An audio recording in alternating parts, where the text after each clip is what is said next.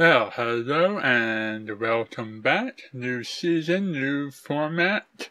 Hope you guys enjoy this one. I'm Shutterbug, photographer of Equestria and documentarian of events that happen around Equestria. This is my hallway where I keep all of the photos and memories of my friends and the various adventures of ponies around Equestria. And also apparently where I keep some of my friends too.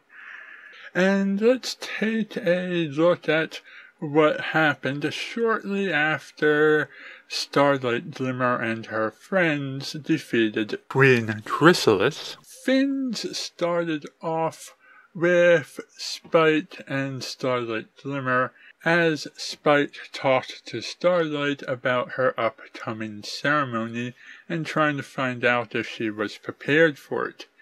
Behind her, Twilight was busy measuring the wall space to prepare it for a gift that she was planning to give Starlight Glimmer. It seems that the princess has become quite fond of these mirrors of hers that she likes to cover with photos that I've taken of herself and her friends. She approached me, asked me for a few photos of Starlight Glimmer, and we worked together to attach the photos onto the mirror. This mirror would be Starlight's gift at the end of the ceremony. Moving right along to the ceremony itself, pretty much every pony was there.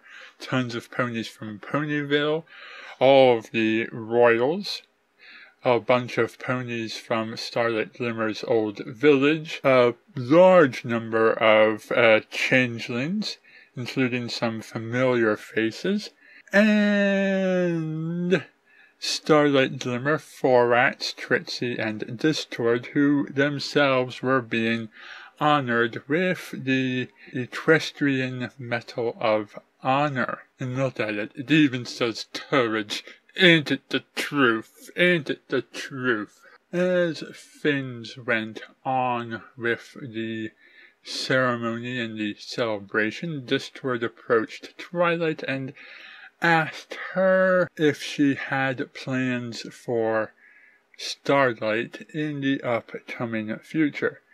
Twilight panicked because she didn't actually have plans for Starlight's future, and she sought out Princess Celestia to see if Celestia herself had any advice. Celestia reminisced with Twilight about what she went through when she was in the same position that Twilight was in, the position of a teacher about to see a student graduate after having learned all they could learn, and how hard it can be to let go. Eventually, Twilight was able to let things go and allow Starlight to graduate and make her own decisions.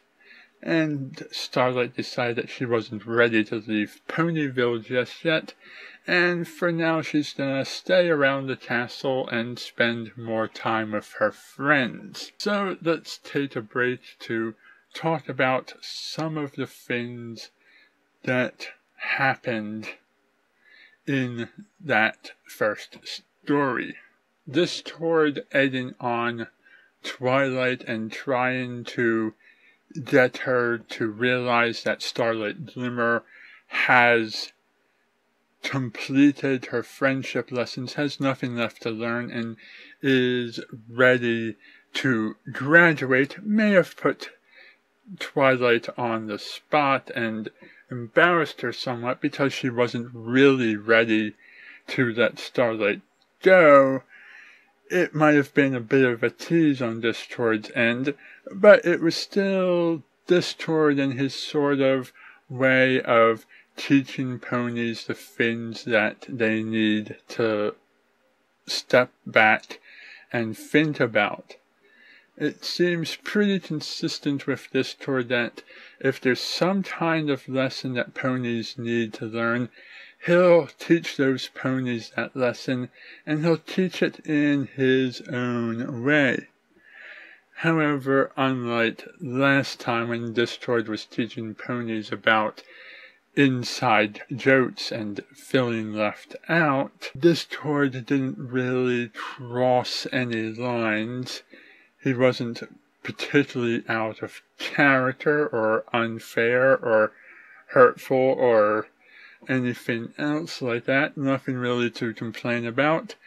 And the way that he approached the lesson and made his point was as entertaining as anything else Discord does. It was fun to watch the medal ceremony, especially the part where Discord detached his own head to slip the medal on, and the part where Princess Luna had a hard time getting the medal over the large antlers on HeartsyArtsy's head.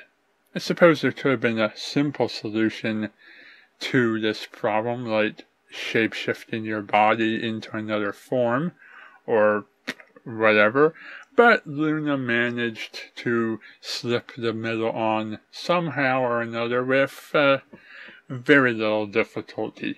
Good luck getting that medal off from around your neck, though, however. Twilight seeking help from Celestia was a much-needed opportunity to learn more about Celestia's thought process and her emotional states and the kinds of stuff that she thinks about and that she does and that she's gone through over the course of her and Twilight having their teacher-student relationship. And we got to see a very fun new power from Celestia, the ability to project other ponies' fantasies so that one can sit back and watch their own fantasy and have a better opportunity to contemplate the many possibilities of any situation in its best and worst case scenario.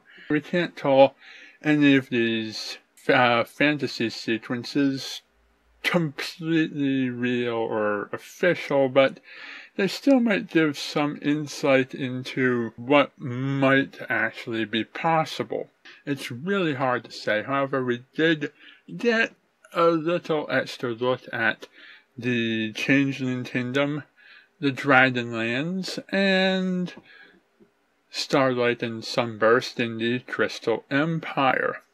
Does also make me wonder how long do we have to wait before we start seeing Flurry Heart cuckoo clocks popping up at conventions everywhere.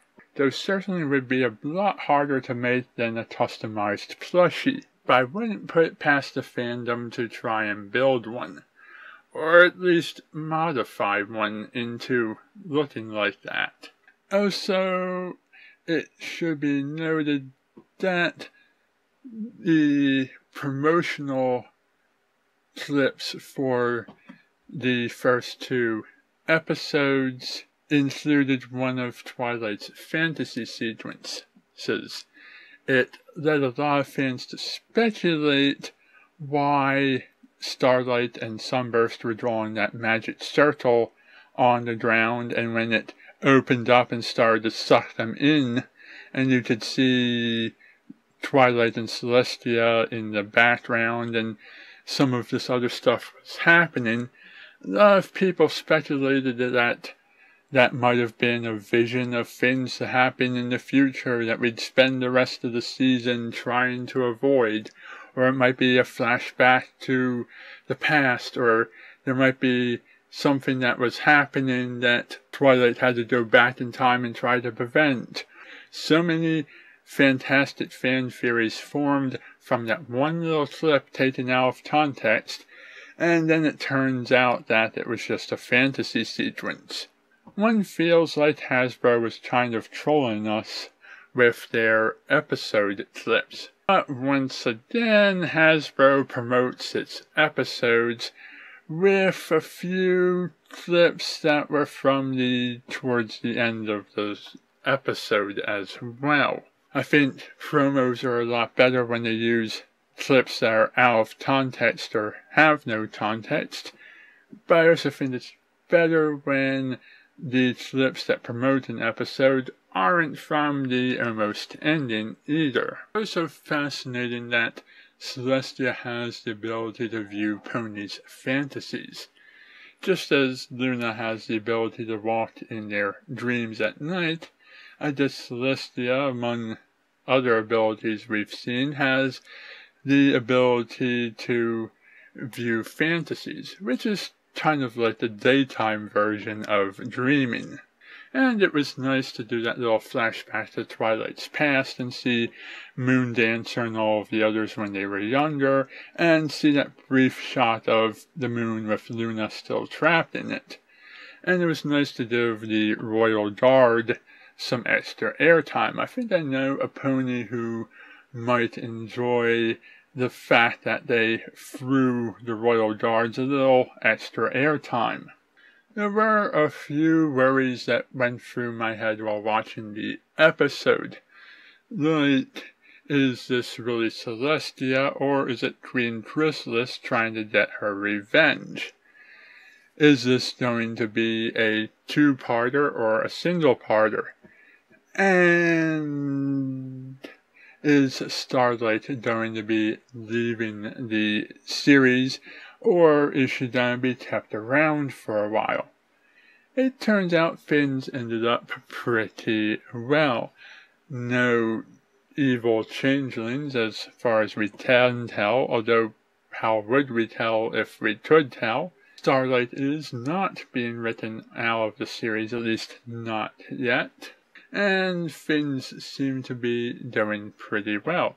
This was a very weird single-parter, however. We're so accustomed to two-part episodes that some of us weren't ready for the series to give us two separate but slightly tied together episodes as opposed to the traditional two-parter with the major threat and the cliffhanger.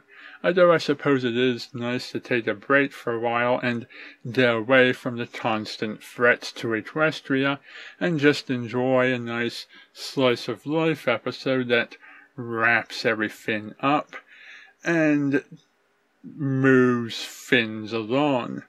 Sort of transitions from one way of doing things to another and announces that there's a few changes that the audience is going to have to get used to. We'll probably see a lot more of Starlight and Trixie from here on out, especially considering the next episode. Thank you for watching, and good night.